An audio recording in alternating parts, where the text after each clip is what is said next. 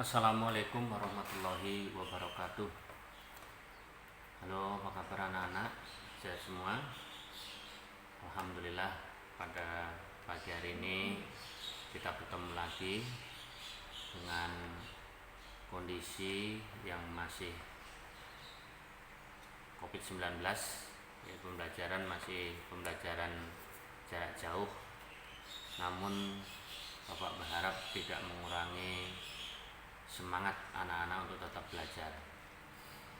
Setelah kita melaksanakan PTS penilaian tengah semester sebagai evaluasi pertengahan pembelajaran, dan sebentar lagi kita akan melaksanakan penilaian akhir semester. Untuk itu anak-anak, marilah kita lanjutkan pembelajarannya dengan materi yang minggu lalu Bapak sudah menginformasikan kepada anak-anak untuk membaca materi sejarah kebudayaan Islam, yaitu peristiwa menjelang akhir hayat Rasulullah Shallallahu Alaihi Wasallam.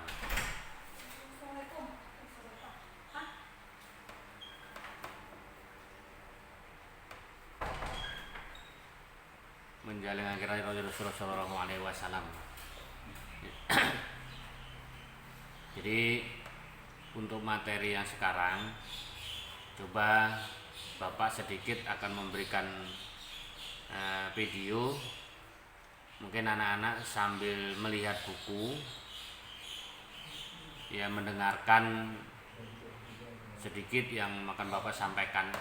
Insya Allah dapat membantu dan memberikan penyegaran yang selama ini kita tidak pernah bertemu pada anak-anak. Jadi peristiwa menjelang akhir Rasulullah SAW yang akan kita bahas ada 3. Yang pertama, sebelum Rasulullah Shallallahu Alaihi Wasallam wafat, apa yang dilakukan oleh Rasulullah Shallallahu Alaihi Wasallam? Yaitu Rasulullah SAW akan melaksanakan ibadah haji. Ya, jadi Rasulullah sebelum wafat dia melaksanakan ibadah haji, atau yang dikenal dengan haji wada atau haji perpisahan atau haji terakhir. Jadi pada tanggal 25 Zulqa'dah tahun ke-10 Hijriah, Rasulullah SAW berangkat menuju kota Mekah untuk melaksanakan ibadah haji dengan didampingi oleh 90.000 kaum muslimin. Ya, karena dalam perjalanan haji pada waktu masa Rasulullah SAW berbeda dengan sekarang. Kalau sekarang kita pergi haji menggunakan pesawat, jadi tidak ada orang yang tahu, atau istilahnya di dalam perjalanan tidak ada orang yang tahu kalau kita mau pergi haji karena kita naik pesawat. Tapi pada masa Rasulullah SAW yang pada waktu itu belum ada kendaraan seperti sekarang, pesawat. Jadi Rasulullah melaksanakan ibadah haji dengan berjalan kaki, atau sebagian ada yang mengendarai unta. Nah, karena dalam perjalanan itu sangat lama, berbulan-bulan dan jauh, maka di dalam perjalanan itu banyak orang-orang Mekah, atau dalam perjalanan banyak orang kafir Quraisy itu masuk Islam dan ikut Rasulullah SAW untuk melaksanakan ibadah haji. Jadi yang tadinya 90.000 kaum muslimin itu menjadi 124.000. Ya. Dan haji itulah haji yang terakhir, atau haji perpiasaan atau haji wada. Dan haji yang dicontohkan oleh Rasulullah SAW itulah haji yang akan dipakai oleh kaum muslimin sampai sekarang ini. Ya, dan sebagai itu contoh bahwa haji yang dicontohkan Rasulullah SAW pada haji terakhir haji wada adalah haji yang dicontoh digunakan oleh kaum muslimin sampai sekarang. Nah, jadi sekali lagi anak-anak, sebelum Rasulullah Shallallahu Alaihi Wasallam wafat, itu pertama yang dilakukan Rasulullah Shallallahu Alaihi Wasallam adalah melaksanakan ibadah haji, yaitu haji wada tadi atau haji perpisahan, haji terakhir, yaitu pada tanggal 25 Zulqa'dah tahun ke-10 Hijriah. yang tadinya berangkat dari 90.000 orang yang mendampingi Rasulullah SAW, di tengah perjalanan banyak kaum kafir Quraisy pada waktu itu masuk Islam, kemudian ikut melaksanakan haji hingga haji menjadi 124.000. Tuh. Kedua, yang dilakukan oleh Rasulullah SAW sebelum dia wafat dalam ibadah haji, beliau adalah melaksanakan khutbah, ya, khutbah wada. Nah, di dalam khutbah tersebut ada beberapa hal. Inti daripada khutbah tersebut adalah yang pertama, Rasulullah SAW mengisyaratkan atau pamitan bahasa kita, ya, bahwa Rasulullah seakan-akan sudah tahu bahwa umur Rasulullah tidak panjang lagi, atau Rasulullah seakan-akan tidak tahu bahwa Rasulullah sudah akan dipanggil oleh Allah Subhanahu wa taala untuk tidak kembali untuk selamanya. Jadi Rasulullah sudah bilang kepada sahabat-sahabatnya dan kaum muslimin bahwa belum tentu, atau saya mungkin terakhir berbicara di sini. Untuk itu maka dengarkanlah. Jadi itu seakan-akan Rasulullah, bahasa kita pamitlah gampangnya. Kemudian yang Rasulullah yang kedua, Rasulullah meninggalkan 2 pusaka, yaitu Al-Quran, hadis, dan sunnah, yang sekarang kita pakai sebagai pedoman, sebagai referensi atau dasar umat Islam dalam melaksanakan aktivitas kehidupan kita sehari-hari, baik dalam bentuk ibadah madho maupun ibadah ghairu madho. Ibadah madho itu maksudnya ibadah yang memang sudah ditentukan tata caranya di dalam syariat Islam. Contoh sholat, sehari semalam ada 5 waktu. Contohnya puasa di bulan Ramadan wajib 30 hari atau 29 hari.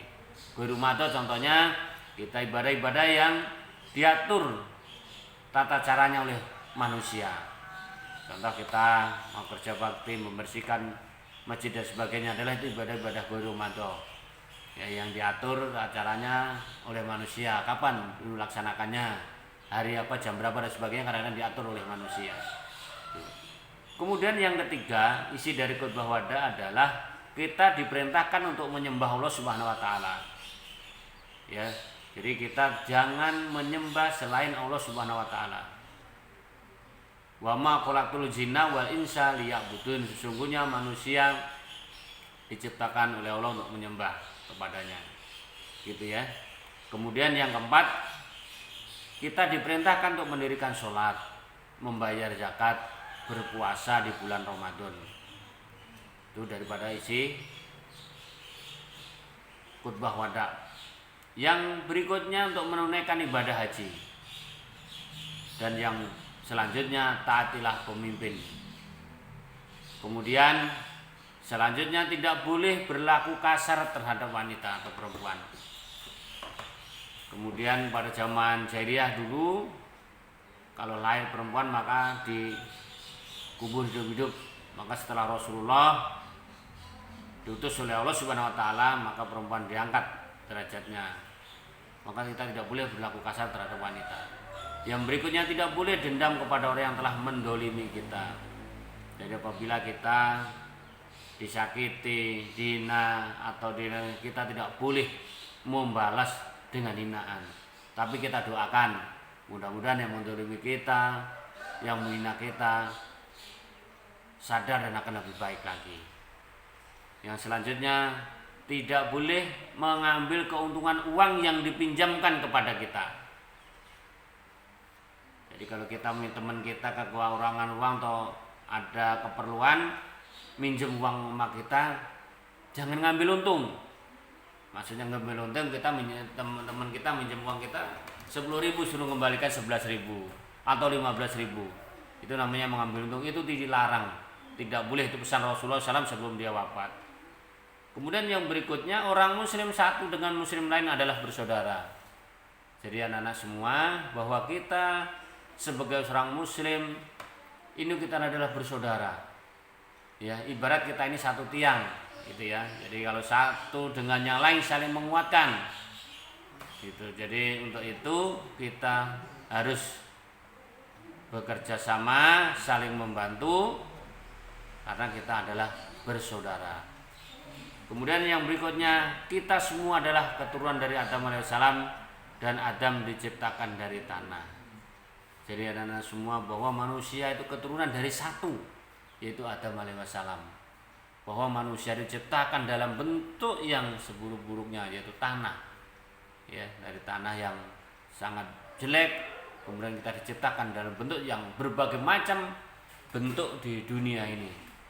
Berbagai macam bentuk rupa, berbagai macam bentuk kali dan sebagainya. Namun ini semua di hadapan Allah adalah sama. Yang membedakan apa? Yang membedakan adalah ketakwaannya kepada Allah Subhanahu wa taala. Jadi itu hal-hal yang ditinggalkan dipesankan oleh Rasulullah SAW sebelum Rasulullah wafat. Kemudian yang ketiga, kalau yang pertama tadi sebelum Rasulullah wafat, Bapak ulangi, itu namanya Rasulullah melaksanakan ibadah haji. Yang kedua, Rasulullah berkhutbah berpesan kepada sahabatnya dan kaum muslimin. Yang ketiga, detik-detik menjelang Rasulullah wafat atau detik-detik Rasulullah wafat. Anak-anakku semua, jadi Rasulullah SAW wafat pada tanggal 12 Rabiul Awal tahun 11 Hijriah dalam usia 63 tahun. Beliau melaksanakan kerasulannya selama 23 tahun, yaitu 13 di Mekah dan 10 tahun di Madinah. Jadi beliau wafat setelah agama Islam tersebar di seluruh Jazirah Arab. Jadi Rasulullah wafat, agama Islam sudah sempurna. Nah, ketika Rasulullah wafat, banyak reaksi dari para sahabat. Yang pertama, reaksi Umar bin Khattab ketika mendengar Rasulullah Shallallahu Alaihi Wasallam wafat. Umar tidak percaya kalau Rasulullah wafat, karena Umar hanya menganggap bahwa Rasulullah SAW hanya pergi menghadap Tuhannya, kemudian kembali lagi seperti yang pernah terjadi pada Nabi Musa alaihissalam, yang pergi selama 40 malam lalu kembali lagi setelah dinyatakan meninggal. Bahkan Umar akan memotong tangan dan kaki bagi siapa saja yang mengatakan bahwa Rasulullah SAW wafat.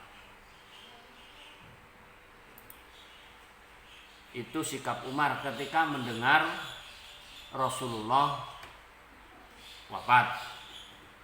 Sahabat kedua, sikap Abu Bakar As-Siddiq ketika mendengar bahwa Rasulullah adalah wafat.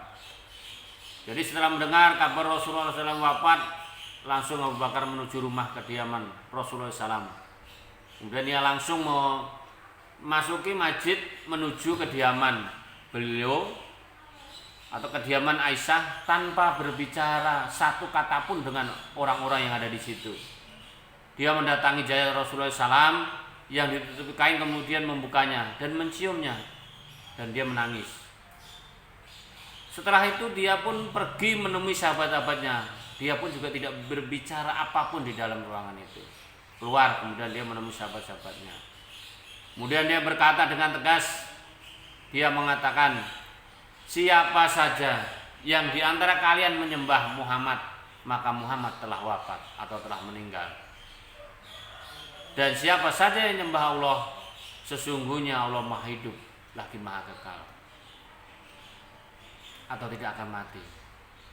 Anak-anakku sekalian, di dalam kita sebagai seorang muslim, bahwa kehidupan manusia akan berakhir. Perjalanan hidup manusia suatu akan berakhir. Dan keberakhiran atau kapan manusia hidup manusia berakhir, manusia tidak tahu. Yang tahu hanya Allah Subhanahu wa taala. Untuk itu yang perlu kita persiapkan adalah menyiapkan bekal di akhirat nanti. Nah, berkaitan dengan hal tersebut, kita sebagai seorang pelajar, kita juga tetap harus semangat belajar. Kita tidak perlu untuk apa belajar kita kalau kita besok mati tidak membawa apa yang kita pelajari. Tidak seperti itu. Karena kita tidak tahu kapan kita meninggal mungkin 50 tahun lagi atau 10 tahun lagi atau 100 tahun kita tidak tahu, maka kita mempersiapkan bekal, termasuk kita saat ini sedang belajar untuk menuntut ilmu, karena wajib belajar untuk menuntut ilmu adalah wajib. Untuk itu anak-anak sekalian, ada beberapa hal yang perlu kita ambil hikmah dari peristiwa menjelang akhir hayat Rasulullah SAW, bahwa kullu nafsin dha'iqatul maut, setiap manusia yang bernyawa pasti akan mati, termasuk para nabi dan termasuk juga Nabi Muhammad SAW. Jadi kita tidak boleh menyesali atau bersedih terlalu. Boleh kita bersedih, boleh kita menangis, tapi kita tidak boleh sampai berlebihan, karena pada dasarnya semua yang diciptakan oleh Allah itu akan kembali kepadanya. Dulu kita tidak ada, sekarang menjadi ada, suatu saat akan diambil yang mengadakan kepada kita. Kemudian yang kedua, ketika ada tetangga kita, saudara kita, ya, ada yang meninggal, tentunya kita ada berkewajiban untuk bertakziah apabila kita sudah ada waktu nanti, yaitu mendoakannya, paling tidak akan mendoakan. Karena tadi salah satu pesan Rasulullah SAW adalah muslim satu dengan muslim lain adalah bersaudara. Jadi kita saling mendoakan. Mudah-mudahan yang meninggal diampuni dosanya oleh Allah Subhanahu wa taala. Anak-anakku semua, ini sedikit yang mungkin untuk menambah atau memberikan semangat, motivasi kepada anak-anak. Kita tetap harus belajar terus dan terus belajar, walaupun situasi dan kondisi masih seperti ini. Kita berharap, berdoa semoga COVID-19 berlalu, kita bisa bertemu kembali, belajar normal bertatap muka kembali. Cuma hanya Bapak sekali lagi pesan, semua apa yang diciptakan oleh Allah Subhanahu wa taala ada hikmahnya dan manfaatnya, termasuk yang sekarang COVID-19. Anak-anak banyak waktu di rumah untuk menjadi lebih pandai, lebih mandiri lagi. Ya, tidak harus diperintahkan atau disuruh oleh bapak ibu guru atau orang tua untuk belajar. Anak-anak punya cita-cita, anak-anak punya harapan, ingin meraih masa depan. Jadi anak-anak harus belajar terus, tidak perlu nunggu perintah dari bapak guru.